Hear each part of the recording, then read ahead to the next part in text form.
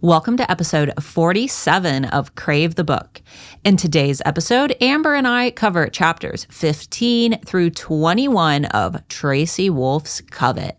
And in this episode, we have some of the funniest scenes of the entire book, in my opinion, taking place within the classroom between Grace and Hudson and Jaxon and Flint. So without further ado, let's go ahead and get started.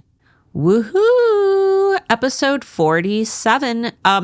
We should do something fun on episode 50. I can't believe that we're coming up on 50 episodes. Yeah, that'd be great. There's 47 hours minimum of our voices are out there on the internet. Yeah, because most episodes are over an hour. And that's without our normal day job. Yeah. Voices. You guys should pay us. You should send us lots of money. Lots of money, just heaps and piles of it. I want so much that Amber... She could own her own dragon hoard. Yes, I would like to recreate the dragon hoard, but since I don't have magical abilities, I would just hang all of your jewels and riches up on fishing line from my ceiling and pretend. Like a Christmas decoration. Exactly. Yeah. Guys, if you haven't already, make sure that you hop on Facebook and find the Crave the Book Podcast Tea Room. Tea like you drink, not tea like a t-shirt. Or golf tea. A golf tea. I see the letter T-bone steak. A T-bone steak. No, the sipping tea. Crave the Book Podcast Tea The Room. British tea. British tea, yes. Go join our group, hang out, start some discussions in there. We want to make that the happening place for our podcast listeners to talk about all of our crazy theories. And I'm very grateful that we have Phoenix in there also helping to moderate and come up with ideas. But start some discussions. Let's turn it into a booming community. But yeah. And my husband's in there. My British husband is in there. You can flirt with him. He might not reciprocate, but but you can ask him to record any Hudson lines you'd like, and he is collating a list to record in one go. I want chapter 19 from this series of chapters that we've read. I want that. We need a couple more characters, but I think that it would be fun. It's okay. I've shoehorned in chapter 55, the Akatar. Oh, yeah. Please, can you do this scene just for me? Just a private scene, just for us. Don't worry. I have paint. All right. No, I joke. Don't get paint anywhere near me. Oh, no. Nope. That whole thing, it's like sexy to read, not sexy in real life. Please don't make a mess. No paint everywhere. But although in a house that tied itself up, maybe. Oh, I didn't think about that. Maybe. Well, in the event that this is your very first time here, we should just I don't know. Maybe we should just start doing the howl and not telling them. They should just know by now. You should. Yeah. But if for any reason this is your first episode, Amber, there's a special sound that they should listen out for. Do you want to tell them what that sound is? Yes. So the special sound that you need to be listening out for is, of course, the wolf howl. It'll happen around the 40 to 50 minute mark of the episode because we talk for ages.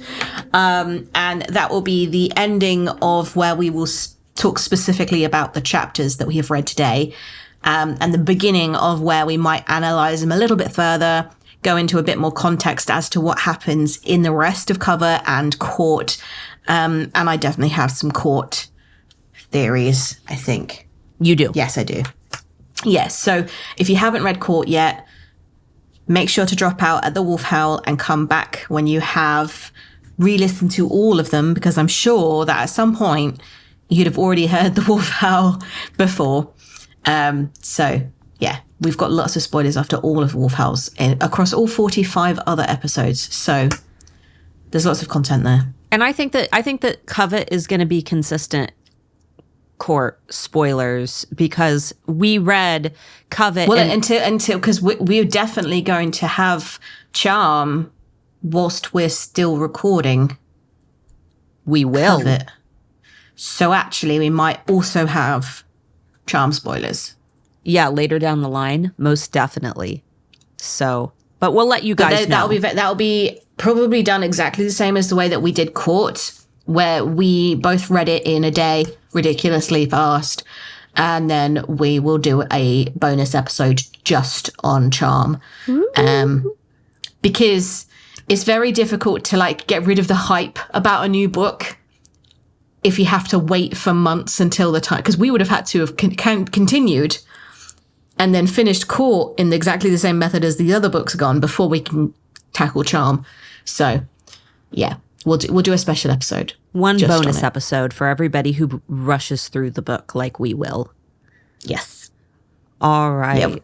So jumping in, last we left off, Grace and Hudson were having a little bicker in the library. Hudson's been very standoffish towards Grace. Grace has been kind of standoffish towards Hudson, but also irritated that he's being standoffish towards her. And nobody is communicating enough in this whole situation. And Grace has just recently turned herself into a gargoyle out of spite just to annoy Hudson while in the library.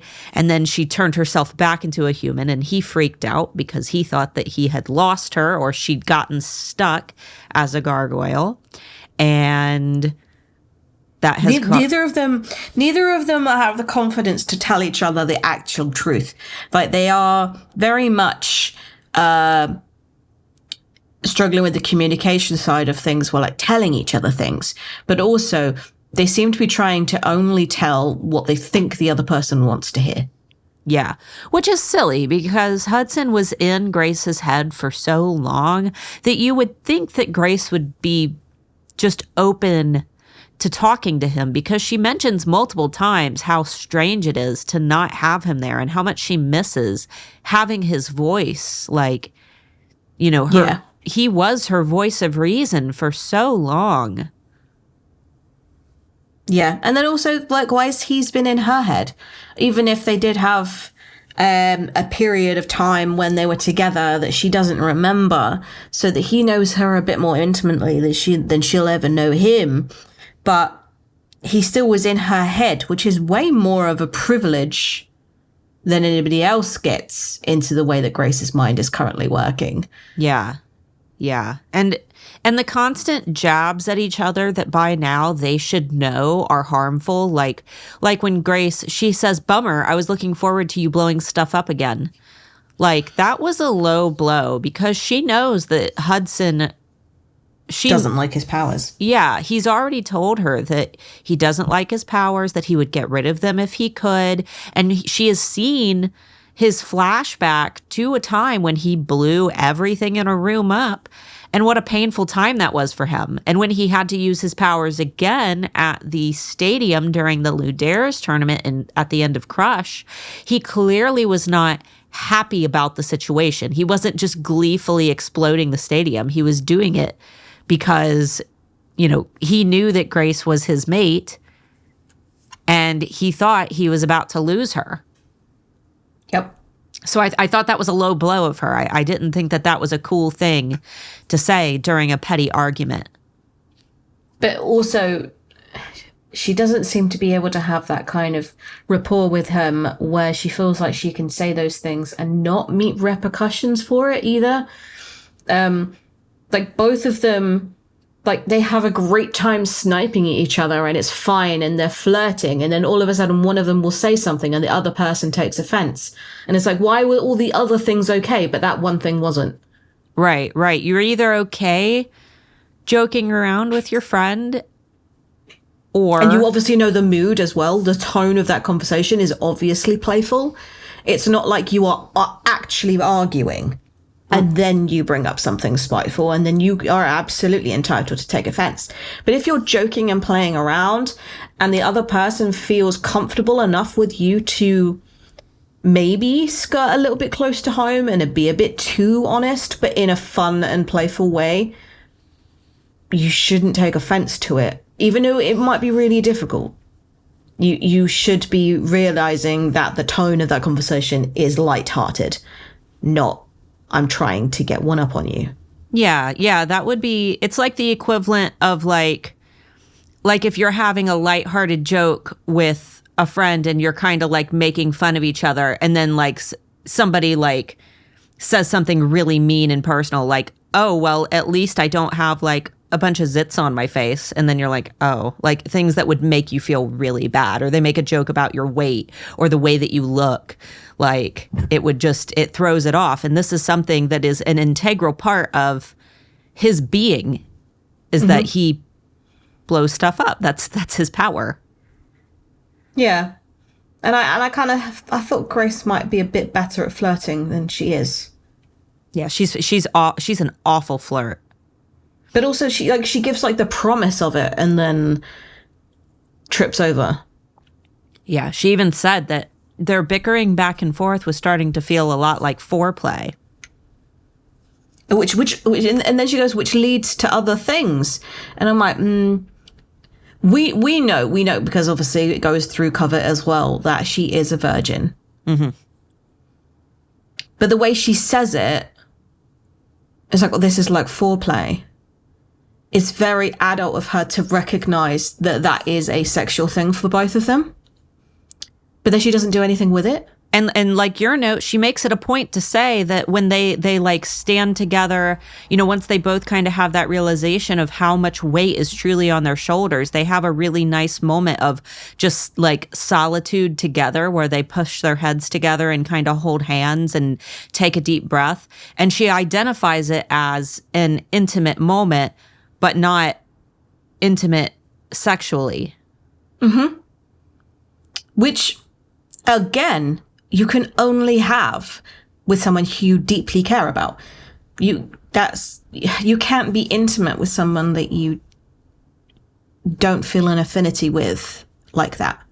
You can absolutely be sexual with somebody, but you can't put your forehead against somebody that you don't care about in the middle of a corridor because you're having that moment of consoling each other. Unless you're standing by a chess table and you just met the mysterious vampire at the school and you have a sudden impulse to touch his face. See, when Grace gets backed up into the chess table, I was not aroused in any way, shape or form. No. Hudson backing her up into the wall, I was like, yes, my king, I will do anything for you. Amber just drops to her knees in that moment. Oh, yeah. I've already plaited my hair. But yeah, like she is very aware that things can be sexual when things are tense between them, and that things are like foreplay. They are flirting. But at the same time, she doesn't go, I'm uncomfortable with this. We need to stop. No, she's definitely open to the idea. She's clearly of into it. Yeah. But she also isn't saying to Hudson, if you're not into this, stop flirting with me because you are giving me mixed messages. Yeah. Because that's what she thinks. She thinks he doesn't want her anymore. Through this entire chapter, he's talking about how he wants to break the bond. Why he said that to her, I don't know. Because clearly he would understand that she would take that like that. Like, how else are you supposed to take that sentence if you have no context? I think that it's him trying to be selfless and think of his brother and trying to restore them because he doesn't want to see... But he doesn't say that. He says it as if he doesn't want her. Right. Well, maybe it's like the scene where, you know, you're getting rid of your animal and you go to abandon it in the woods and you be mean to it so it runs away even though you really love it. Get away from me. Just go. Just go. I don't want you anymore. You know what I mean? And you convince yourself that tying a dog to a tree and abandoning it is the best course of action. Yeah. It's like Fox and the Hound when the old lady leaves. But yeah, like when they're having like that moment of like foreheads together and then she goes in for the hug and I was like, okay, she's being the person that reciprocates. She's being the person that moves that barrier of this is platonic and innocent and now I'd like a hug, please. And then she says something like, we were close, long enough to memorize his body alongside mine. and more than long enough to ... And then she brings up something completely random as a conversation starter. And I was like, more than long enough to what, Grace? What? More than long enough to what? Did he have a flashlight on his pocket? Yeah, because she just pushed up against his body and she's like, more than long enough to... I have to go. Yeah. It was really like, what was it that she could feel? Because obviously mine and your brains definitely know exactly what it would be. But the fact that she can read that and she can feel that and then doesn't mention anything, even to herself, as thoughts. Unless it wasn't that, in which case, what was it? I don't know. She immediately asks him a question after that. Yeah, but like if you're feeling that, if you're feeling like he's just happy to see her, and she feels that that's inappropriate, she can push away and say, "This is inappropriate. I don't feel comfortable anymore." But she's like, more than long enough to, no, I need to distract myself. Yeah. Think of something. Think of cold showers and Mrs. Trunchbull. Naked nuns, naked nuns, naked nuns. I just was like, what's going on? Like, you clearly are both into each other. Sort the shit out. Sexual frustration. Yep. I want to note that Hudson genuinely apologizes for kind of being... Immediately. For being an asshole right when she calls him on it. He's like, he just apologizes. He doesn't give any excuses as to why he was like it. He was like, but it was very much like a, you know, you're right, and I'm sorry. Which is a very not Jaxon move. Yes. And is way sexier than men acting like assholes. And it is exactly why, of all the YA romances that I've read, Hudson's character still stands out in a unique way from every other, like, male bad boy that you're supposed to fall in love with. Hudson and Reese, those two characters are just, they own up to, you know, being assholes. Yep. But also in realistic relationships, if your partner is more likely to apologize for things that they know that they've done wrong when they're called out on it, or when they're not called out on it, that it's just completely organic and it comes out from them, you feel like you can approach them again if they do hurt you and they've not realized it. You're not so much of a, well, they'll just make excuses. Right. But you start to gaslight yourself based on the excuses that your partners have given you in the past as to the reasons why they've hurt you. Yeah, because you can then identify them as safe. Yeah. Like, well, I'm sure he's stressed out, or well, yeah, sure, he's just not had enough sleep, or, oh, yeah, well, he maybe he's hungry and I should have made dinner sooner. It's like, no, you can still be hungry and tired and stressed out and not be a dick. Yeah. And even if you are, you can apologize immediately. Like, we uterus havers have definitely got a worse time of it sometimes with PMS. And I'm very much the person that will immediately apologize if I know that I have been unnecessarily bitchy for no reason and it came out of nowhere and it was completely uncalled for. I will go back up to him, even though it is mortifying and embarrassing. You go back up to them and say, I'm really sorry, that was uncalled for. Yeah, I've been an ass. Yeah, not, but I'm PMSing, or, but I don't feel very well, or, but I'm tired. Any excuse or apology that ends in a but is not an apology. No, nothing after the but counts. Nope. So just to say, look, I'm really sorry, that was uncalled for. And the other person will appreciate the apology more because you're not making excuses and they know that you're not feeling very well already because you don't hide things from them. They can look at your face and know you're tired. They know that you didn't sleep well. They know that you haven't eaten anything yet. You could just say, I'm sorry. I didn't mean that at all. And full stop. It's really difficult to do. The lesson of the episode is be a Hudson. Don't be a Jaxon. No. Don't be a jackass. Don't be a Jaxon jackass. Except Grace is also a jackass because Hudson... Grace asks about the bond. If she says, I could see it. Like, I could feel you through the bond when I turned into a gargoyle just now. It was sparkly. Yeah, it was sparkly. And this is a bond of a killer, baby. this is the string of a killer. So she brings it up that it's different. And Hudson hopefully brings up that he's been doing research on mating bonds and tries to point out the fact that the mating bond between her and Jaxon that he noticed in the laundry room scene looked very different than the bond between them, where the bond with Jaxon and Grace was black and green and not pretty and sparkly, and Hudson's bond is like bright blue with sparks flying off of it. And all Grace can focus on is, Amber, if you want to take that comparing bonds. Like, she seems to think that Hudson's like, yeah, my bond is better than Jackson's, isn't it? Because, like, mine's more solid and blue and sparkly. Look at his. His was rubbish. His was small. It was really a really juvenile thought process. But that wasn't what he was talking about at all. But Grace shows her age here. But at the same time, I think it was a funny sentence. Like, it actually made me laugh. So I'm not mad. Yeah. That was great. Yeah, they get onto that conversation of like, so how did the bloodletter know how to break a bond if one has never ever been broken before other than in death? And she then asks him, like, what are you actually researching? And he says, oh, how to break a bond, how to break it.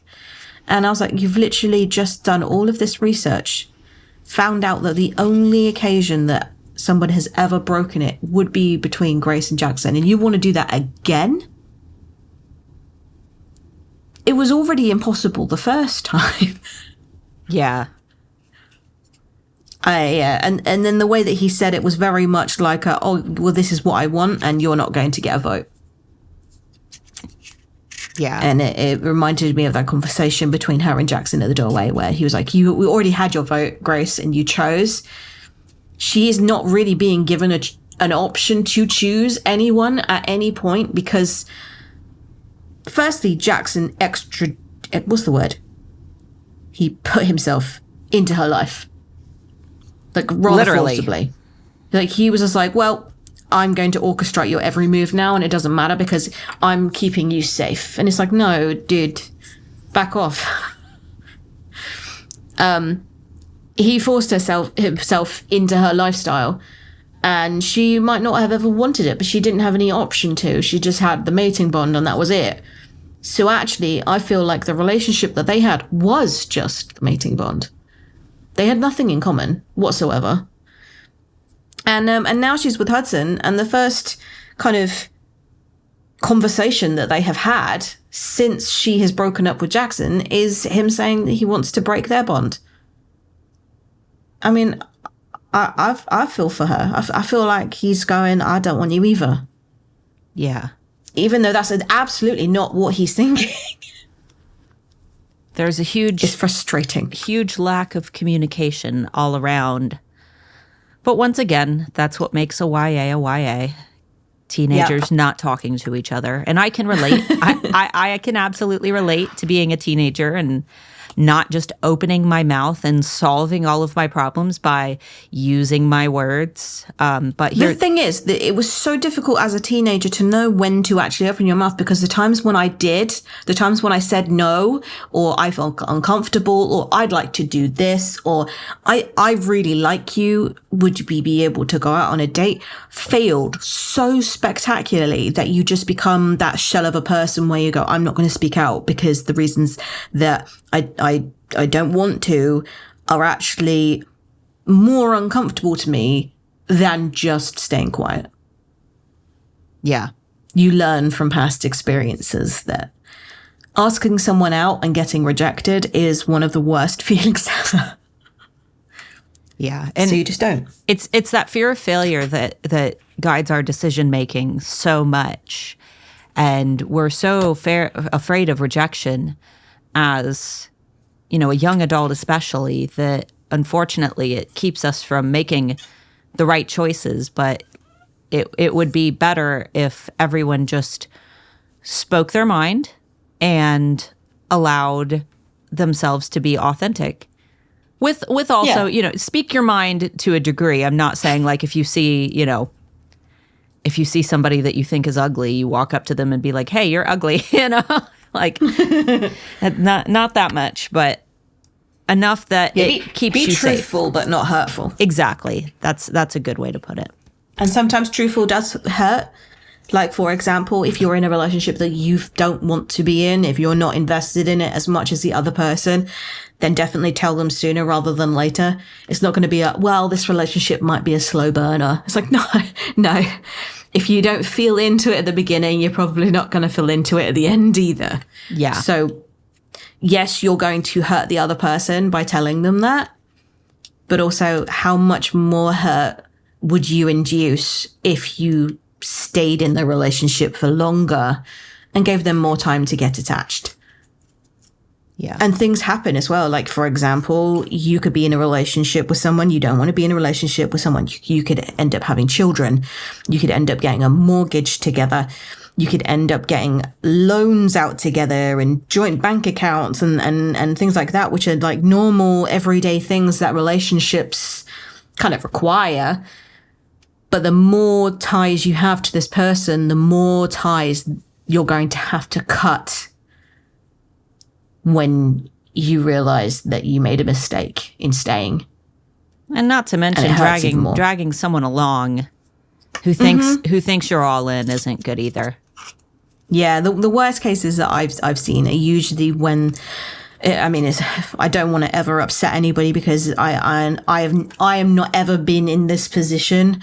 But the most hurt that I've ever seen is when somebody realizes that they are not straight and they've been in a straight relationship, they've had children, and they come to terms with the fact that they need to come out now. And the hurt that occurs from that, imagine just being able to say to your partner, it's like, I'm really not sure this is who I am. That person might have been able to help you identify yourself and work out yourself along with you. But when it comes out after years and years and years and they have no idea, that's when it's shocking. Most painful. Yeah.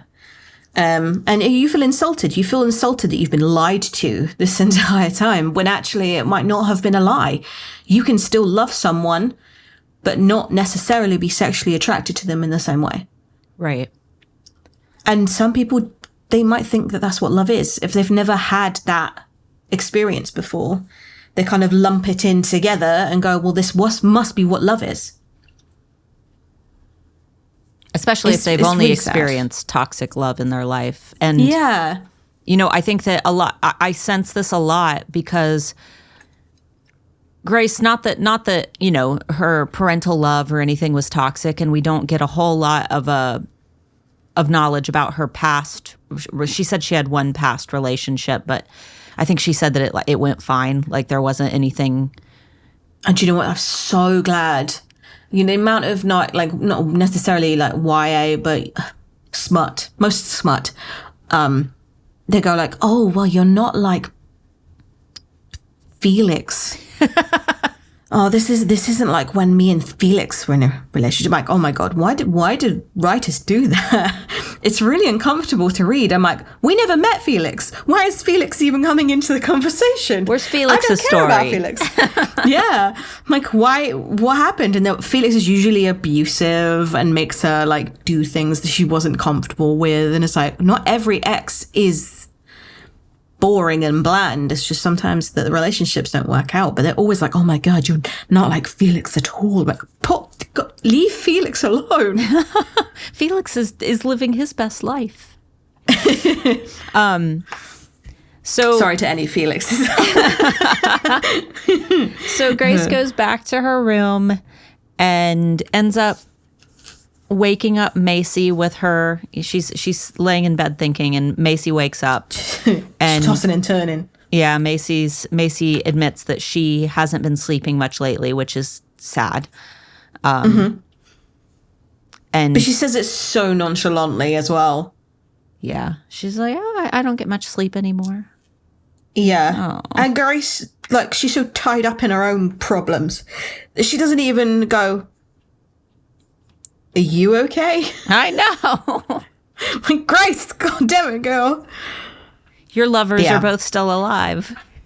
And it, like, whilst she's like tossing and turning, she also says specifically, guys, that the bond that Jaxon had with her was twisted braid of green and black. I was right. No. It's a braid. It's like one of those little friendship bracelets that you make in middle school. Yes. But yeah, like, so she says she's talking to Macy, and then Macy's like, "What's up?" And she's like, "Jaxon broke up with me last week." And I'm like, "She didn't even tell Macy?" Y'all have been in the same room together this whole time, and you haven't talked? No, and she's been crying in the shower every morning. You know when your best friend is moping. Oh yeah, you don't cry in the shower and then come out of the shower and then look fine. No. You get puffy eyes and puffy face and snotty nose, and you just know. And unless Macy has also been oblivious. Because she's hurting too. And her hurting, I think, is more justifiable than, not that it's not okay for Grace to be upset. I lost my boyfriend. Yeah, Macy actually legitimately... Macy's still alive. Yeah, Macy legitimately lost her boyfriend. She lost him for realsies. He is light. He is light. He is light. It's like, it takes me back to when, I think was it Flint describing Hudson as Jaxon Light? Yeah. And I was like, he is light. So yeah, we get our first freaking like legit school day with Grace. Mm-hmm. That's nice. Grace is she throws on her like stained up shirt, and because they're running late, and Macy does a glamour and she's ready to go, but Grace is looking absolutely awful. She needs another laundry day. She does with Hudson. Mm-hmm. They need to just go back to their roots, get back to that laundry room, and get busy with laundry.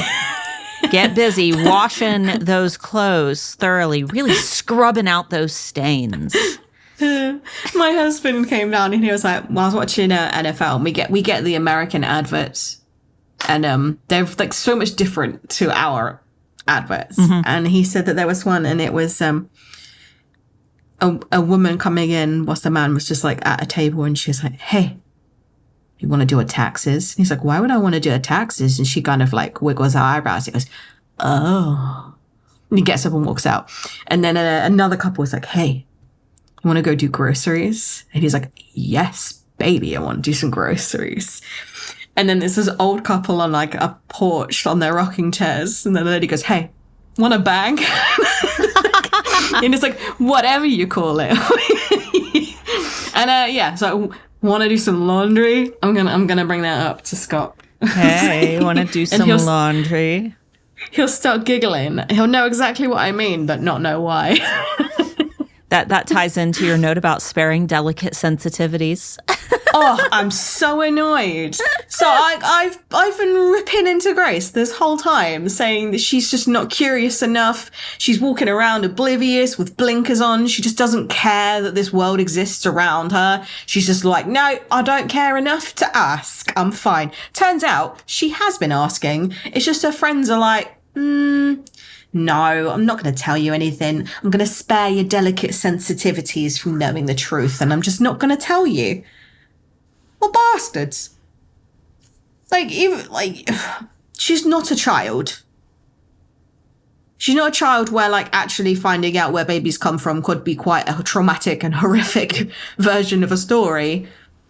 It's not like Aunt finding out that, yes, these are human. She's already found that out. What could possibly be worse than already knowing that there are human bodies in this dungeon?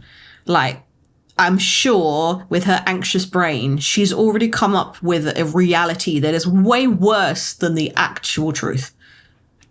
Oh, yeah. And she states that when she's on the way to her class with Ms. Virago, that there's something off about this part of the school, and she describes the classroom as having like shackles on the walls and big scratches all over the walls, and the classroom itself is like a circle shape. So I'm wondering, what was this used for? Because we do we do find out that in the last book that Katmere Academy was the original dragon court, and that's why the horde is there, right? Mm-hmm. Yeah. So that but they wouldn't be dragon bones because dragon bones get taken, and they wouldn't be vampire bones because vampires disintegrate. So and why, I don't know. But she makes a point to say that something is off about this part of the school, and that she senses something, and we never get we don't get closure, guys. We never get closure on that. Nope. Not even through court. We don't get any closure on why there's something off about this part of the school. Nope. And her friends are not going to listen to her when she says, well, there's like heebie-jeebies around here. They're just like, yeah, well, she's literally a gargoyle that nobody has seen another in 1,000 years. Who knows what she can pick up compared to you? Yeah. They're annoying me. Stupid friends. She could speak to the stone walls for all you know. Who knows? She could. Maybe that is what she senses. Oh, maybe they're not human. What? The bones. Maybe they're gargoyle? Yeah. Oh. Now I feel sad. Ooh, yeah, because I feel like if it was humans, they would just tell her. Yeah, because there were lots of gargoyles back, way back when, lots and lots and lots of them. Mm-hmm. So, I mean, and it would make sense to use a gargoyle as building bricks for something. Oh no! Let us know what you guys think. I'm getting you won't get the vibes, but I'm getting Attack on Titan vibes because they use the Titans to build the walls. You guys will have to let us know in the Crave the Book Podcast tea room what you think about the theory. Because there's no bodies anywhere. There's not a graveyard she can go visit. Everybody has told her that the gargoyles were massacred. All of them, apart from maybe the unkillable beast and maybe a few others, got killed by Cyrus, and then they've all just died out. Where are the bodies? Yeah, because I know some of you will be like, but in core, but that's not all of them. We skirt around. Yeah, that's not all of them. Around the spoilers. There has to be more than what we know about in the last book. So if that's the case, where are they? Do you reckon the unkillable beast so far has been that there's a whale? There's a whale that is literally the last of its kind. It is the only one left, and it just goes around singing is anybody there? Hello? Hello? It's the saddest and yet funniest story, and it's no. It's just really, really fucking sad, but at the same time, this whale is going, hello? Do you reckon the unkillable beast has been going hello? Meanwhile, Grace hearing this voice and ignoring it. She's like, oh my God, I must be going crazy. It's the spooky tree outside the school telling me to stay away. It was a spooky tree.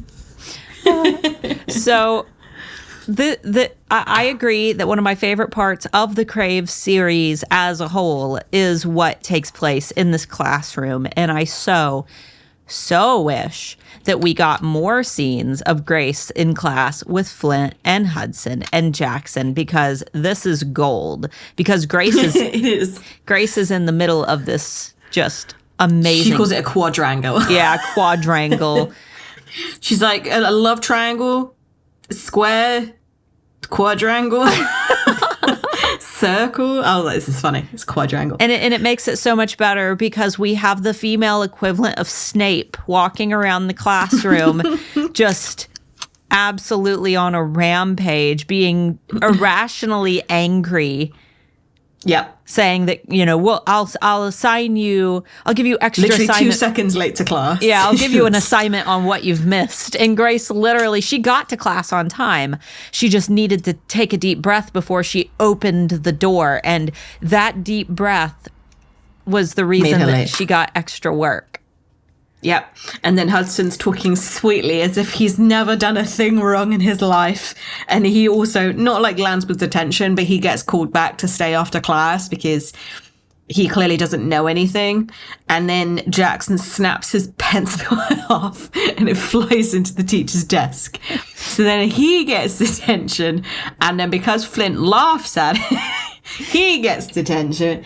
And it's just like an absolute whirlwind of just shenanigans that would only ever happen in a school. But the bit that makes me laugh the most, because I don't really laugh to these scenes, it takes a lot for me to actually laugh whilst I'm reading a book. And I think it's because I know deep down that people might be watching me. You know, when like I'm reading and then like Scott is in the corner just playing Xbox, and it's like if you giggle to yourself, just like laughing, and he looks over like, what are you laughing about? I make like, it a point to laugh out loud on purpose. That way my husband will ask me why I'm laughing, and I have a reason to read whatever has made me laugh. See, if I did that and I read out what it was, he would be like, I don't get it. Why is that funny? And I'm like, oh, you had to be there. You just don't understand, okay? But yeah, the bit that makes me laugh the most is when they're all just like bickering and Grace goes, I need another group to like, and no one in particular, like, can I have another group, please? Another group. And Flint goes, I'll be in your group. She's like, you're already in my group. It's why I need a new group. Flint just constantly trying to be helpful. And she's like, you haven't even done any work. He's like, I have too. And he slides his paper over and he's got like a crappy little chart drawn, and on one side he's got Jaxon with devil horns on one side. And then Hudson, of course, looks at it and he's like, hey, that's pretty good. One thing I think is really, really sweet is because he's not necessarily trying to sabotage the relationship between Jaxon and Grace, because he obviously does love Jaxon because he's also got a partner. So he's already with Luca. But at the same time, I think for the first time, he's comfortable interacting with them as a group, not necessarily feeling that sexual tension with Jaxon in the same way, but also feeling like he can finally talk to Grace in front of Jaxon and not have that feeling of, I'm going to get caught. Because every time there was an interaction between Grace and Flint, Jaxon would get jealous. Mm-hmm. But now there's no reason for Jaxon to be jealous because A, Flint is gay, and B, he's in a relationship with Luca. So even if Jaxon was jealous of Grace being flirted with because he wanted Flint, that's not going to happen because he's with Luca. And if he was jealous of Grace getting flirted with, Hudson would step in as well. So I'm living for the drama. It's great. It's great. And the redirect, because now Hudson is public enemy number one in Jackson's eyes. So he doesn't even care about Flint, which means that Flint gets to finally be authentically himself, which he maintains through this entire book. He is my favorite character in this book for Covet. And you know what's really, really funny is everyone hated Hudson. Everybody was terrified of Hudson. Everybody thought that Hudson was evil incarnate. Hudson pops into existence and everyone loves him. And Jackson's like, fuck. Yeah, and everybody's, it's not that anybody dislikes Jaxon, but he's becoming unlikable. And everybody senses it. Even Macy is like all for Hudson now. But it's the same as like if you introduced someone and you had already previously told everybody that you really didn't like them, they were really horrible people, that you just don't want to spend any time with them, and then they leave. And you ask your friends, so what did you think? Hoping to have a bitching session. They're like, she's really nice. Like, I don't know what's wrong with you. Why do you hate her? And you're like, shit, everything I know about the world is wrong. I just love that he was expecting Hudson to come into existence and like wreak havoc. And he's not. He's going to the library. Yeah. And poor Grace the entire time. She's like, Jackson's like, you spent the night with him? And she's just like, evening. And then Hudson's like, well, if you wouldn't have been like up your own butt, you could have spent the night with her. And Grace is still in the background, evening. But also, Jaxon didn't get to spend the evening with her, the night with her at all anyway. So I don't know why he's jealous, except for the fact that maybe Hudson might have had more of a chance of getting in her pants day one. But he was like, you couldn't wait to go to him? And I'm like, she did. She waited a whole bloody week. Yeah. And meanwhile, Flint supposedly shouldn't know that Jaxon and Grace split up because he hasn't told anybody and she hasn't told Flint. So therefore, Flint's just at this table watching this drama about Grace maybe spending the night with him. He's just like, well, okay, this is great. He's eating his popcorn. He is the popcorn meme, just sitting there like shoveling popcorn in his mouth. Just yeah. He's there for the tea. He always is. But not Leah's tea. Never Leah's tea. Never. So, Grace and Hudson get extra homework, and they decide to meet up for a separate little homework session. And he's late. And he's acting a little off. And Grace asks him if he's okay, and he gets even more like strange when she asks him. And then we find out that it's because no one has ever asked Hudson if he's okay, which I've noticed in the last few books that I have read has been a trend with the men. The first time that I read Covet, I was like, oh, nobody's asked him if he's okay. But now I've read 3 other books and it's just like, nobody ever asks me if I'm okay. Like, everybody just assumes that I'm okay. Or it's written on your face that you're not okay and you scare me. So I'm not going to ask if you're okay because you may bite my head off. Yeah, you might yell at me. Yeah. But they only get through like a tiny little bit of work before Grace. And they're having a great conversation. They're actually like having a conversation and be like getting on. It was working. There was chemistry. And then all of a sudden a text comes through on Grace's phone. He glances at it and then just stands up and goes, I'm leaving. And Grace can't convince him to stay. Yeah, he's going to do more research about breaking the mating bond, which is the thing that has Grace so upset to begin with. And you pointing this out in the notes, I never even thought to consider that he saw the preview of the text, and that's what made him jump up. Yeah, because I don't think he would have had he seen a text come through from Jaxon. Yeah. Because before that could have been at anything. Yeah, before Grace left to go study, she sent Jaxon a quick text just to try to start a conversation with him that said, how does a mummy address a letter? It's great writing as well because you're so absorbed in the relationship between Hudson and Grace that you forgot she sent that text. Yeah. And you also forgot the joke, so therefore you forgot what the answer could be. And the context of Jackson's text. Yeah. And yeah, the text comes through from Jaxon, and imagine like you're having a really good time with this girl that you really, really like.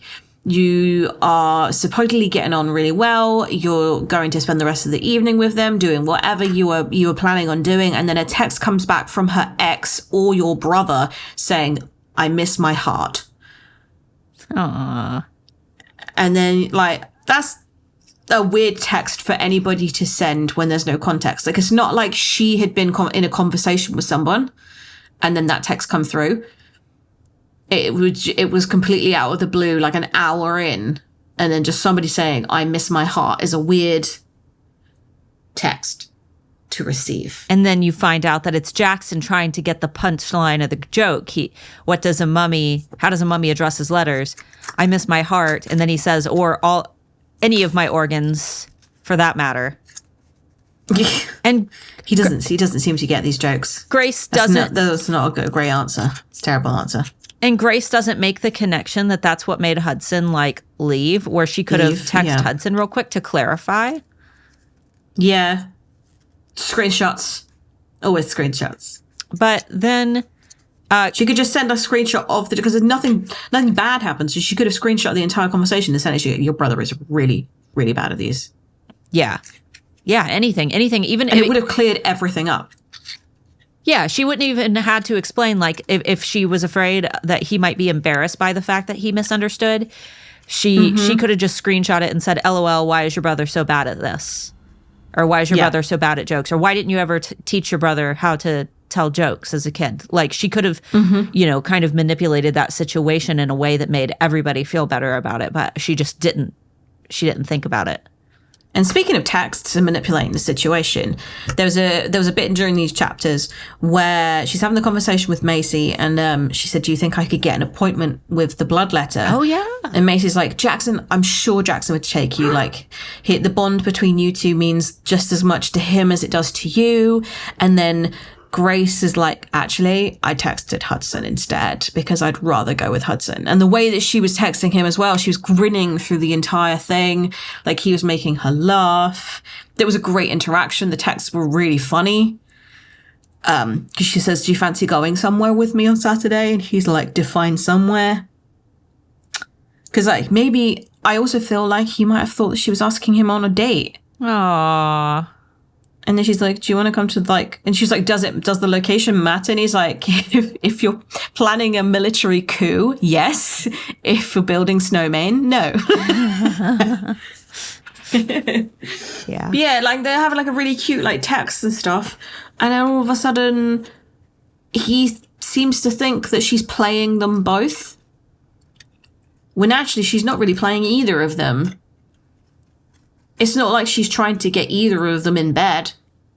She's just like, "Look, I just want to get through my graduation. And I don't want my heart broken and stamped on." She just wants to try to solve this. Yeah, and she wants to survive. She said that that she needs to be careful, and people keep telling her to stop getting herself into this trouble. And she's like, "Even if I hide, the trouble seems to find me anyway." And she wrote it in a very good paragraph. It was like, "I was lured to this school by someone who knew I was Jackson's mate before Jaxon even knew. She then tried to kill me. I had a mate forced upon me and I wasn't aware of it, and I wasn't told either by that person. Then I found out that I was a gargoyle and there was no one else that had known one for 1,000 years. Then I got threatened with the promise of incarceration in my father-in-law's basement. Then I signed myself over to this thing saying that I was going to win this circle seat that I didn't even really care about a governing faction that I didn't really understand. Then I went to this island and my friend died, but I also discovered that the thing that I had been trying to kill was another of my kind who has been in prison for 1,000 years. So that was a bummer. I then come back to school. I lose my mate. And then I almost die and get bitten by my father-in-law. And then I get a new mate. And then my past mate breaks up with me. And she lists all these things. And she's like, "I didn't go out of my way for any of those." Yeah. And it's all they just happened to me. It's all been within the course of a couple weeks. Yeah. So it's a lot. And I think that this is especially sad because she asks Jaxon if she can go up to his room, and he says yes. And or no, she asks if they can talk, and he says, come up to my room, which used to be that like universal cue for like, let's spend time together.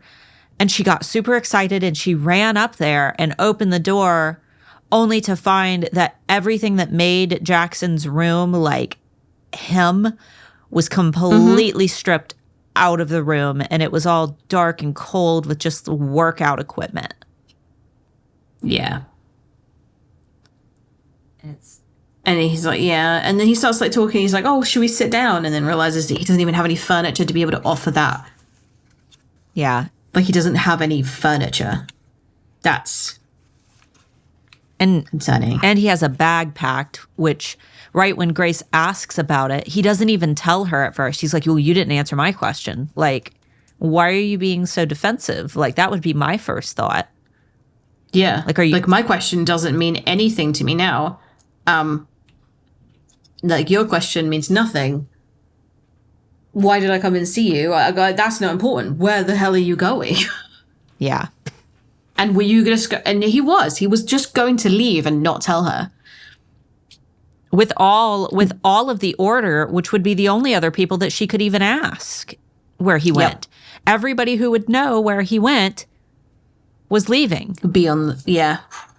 Yeah. And he was literally going to the worst place ever as well. Yeah. So it wasn't like I'm going for like a weekend away. I need a holiday. I need to get away. Because like that would be kind of understandable. He's like, I need some space, and I don't want to see you walking down the halls, or I think you and Hudson need some time to figure things out, and I'm in the way currently, so I'm going to give you some time to miss me or something. But no, he's like, I'm going to go and stay with my daddy. Yeah. The guy who literally tried to kill her. And he uses it as a pretense of like, yeah, but I'll be able to know what he's up to. And I'm like, yeah, but... And he's so manipulative. What makes you think that he's going to tell you? And then when Grace tries to show any concern or desire to fix the situation, he tells her to just let him go, which I think that he meant like to let him go to the vampire court, but it was more of a... Just let me go. Yeah, it was an implied like, let me go. Just let this whole thing go. Yep. Which was sad. Yeah, it doesn't really take Grace's feelings into account where she's like, I don't want to let you go. I wanted you in the first place. You were the one that broke the bond. Yeah. So we get into some spoilers. Yes. A woo woo woo. Spoilers. All right. You have all the spoilers, so... I do. Okay. Let's do so it. when Hudson is talking about Jackson's bond, he kind of puts the emphasis on the black part as the weird bit, which was interesting. He's like, well, did you notice the bond, Jackson's bond? It was green and black. And I was like, wait, why was the black part weird? Surely it would be the green part that's weird. Black is definitely your brother's color. Every time Grace introduced something that that Jaxon owned, of course it's black, because of course it is. And now I'm conflicted in my theory, because why would the green bit stay? Unless the green bit was the demigod part. That's what we had said last week. Hudson wouldn't have known that. And because he wouldn't have known that, then he would have thought it was totally normal, and he would have thought that the black part was the part that was incongruous. But maybe it wasn't. Maybe what he was... Maybe he thought that the black part... Because when you think of black things, you think of, like, rotting, and you think of, like... Not sparkly. Yeah, so maybe he thinks, like, oh, you've still got the bond with Jaxon because you could still reach out to him. Because... Right, so she can still, like, channel things to Macy if she wanted to, but there is no bond with Jaxon whatsoever. Like, not even a friendship. Yeah, which means that maybe she can only form bonds with people that have souls. Oh, which would mean that Jaxon, until he actually gets a soul at the end of the book, he would be incapable of having a mate. Yep. Oh. But yeah, it was just the way that he was like emphasized the black part that I was like, wait, am I still right? Yeah. And yeah. And my next note was, how did Leah know that Grace was Jaxon's mate? Did the blood letter tell her? I don't remember. did Jaxon tell Leah? Because he did kind of... No, Leah went to go and kill her parents. That's right. So that she ended up at Katmere. So how does she know that if Jaxon didn't know?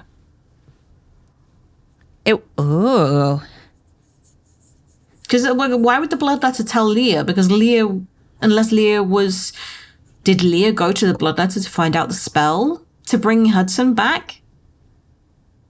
No, because she looked up the spell in the library. That's what she was doing all that time. Was looking... Do you reckon there's a spell to find out somebody's mate? Like, and if there was, would you do it? Is it like the ultrasound of mates, like finding the gender of your baby? Yeah. Boof. Boof. It's a Hudson. Yeah, it was... I don't know. Yeah. I was like, this question. She asks this question, but I don't think it gets answered. All right, podcast people. We understand why. We understand why Leah brought Hudson back and why she needed Grace as the mate, but how did she know that Grace was his mate? Yeah. Well, podcast peeps, you are responsible for... Podcast peeps. Podcast peeps, you're responsible for trying to figure that out for us and let us know in our group, Crave the Book Podcast Tea Room. How did Leah know that Grace was destined to be Jaxon's mate? Unless this was a predetermined thing that took place between Grace's parents and the blood letter that Leah was somehow able to capture in transit. Not that she's hacking phone lines or anything. I just think it's very strange that nobody knew who the mate was. Nobody even other than the blood letter knew that the mating bond was fake between Jaxon and Grace.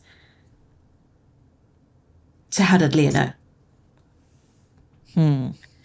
It's concerning. A little concerning. Yeah. And then, so when Grace and Hudson are doing their study session in the library, they're talking about the butterfly effect and how responsible they would be if they were to go back in time for changing the course of history. Yeah, for their research project. Is this foreshadowing for time travel? Because we know that we have the god of time. We also have Remy. And we also know that Grace might be able to manipulate time, like freezing time and things like this. So is this a foreshadowing for time travel? Just a sneaky little Easter egg in, because that scene doesn't come back as important for the rest of the books that have currently been written. No. But it's something that they're... the things. Yeah, it's something that they're interested in at that moment. Yeah. Okay. So that's the one little thing. I can see that. And then when she goes into Jaxon's room and she sees that there is just nothing in his bedroom anymore. There's no sign of personality. There's no sign of joy. He's removed all of his hobbies, all of his interests and things that keep him interested and entertained. And she says that it's as a window into Jaxon's, and then soul is in italics. So I think we have confirmed that Jaxon's soul is specifically the reason why he gets rid of all of the fun things in his bedroom. Because he just feels nothing anymore. He feels no passion for reading or playing drums or artwork. Grace. Or Grace. So yeah, that was something that I was like, ooh, confirmed. Theory confirmed. Because we did mention it a few times in the spoiler sections of other episodes where we thought that was the reason why his room just kind of loses everything. Yeah. And that was my last note for the spoilers. All right. Guys, let us know what you think in our Facebook group, and we will read through your theories as well. But this was... When does Charm come out? I forget. November? We might have finished Covet. Yeah, we're reading at a decent pace. We might be still going through Court, though. Probably. And Court will take, 4 years to do. The font is so tiny. It's so thick. It's the thick boy. Thick boy. And I don't have the physical copy yet. I know. I have it here for you. I have not yet. You still haven't posted my box? No, I haven't. That's 6 months. I know. I'm a bad person. I need to. I have everything here. I just haven't gone up. I ran out of soap yesterday. Okay, well, that gives me a reason to hurry. I went to Bath and Body Works and I got some of the foam soap, which is life-changing, guys. We don't have it in the UK. No foam soap. And apparently people come to use my bathroom specifically for the soap, and I have none left. Okay, I'll hustle then. I'll hustle. We've had a kitchen remodel, so things have been hectic around the house, but I will prioritize. Thank you. All right, guys. Thanks so much for listening, and we will see you next week. Bye-bye. Bye-bye.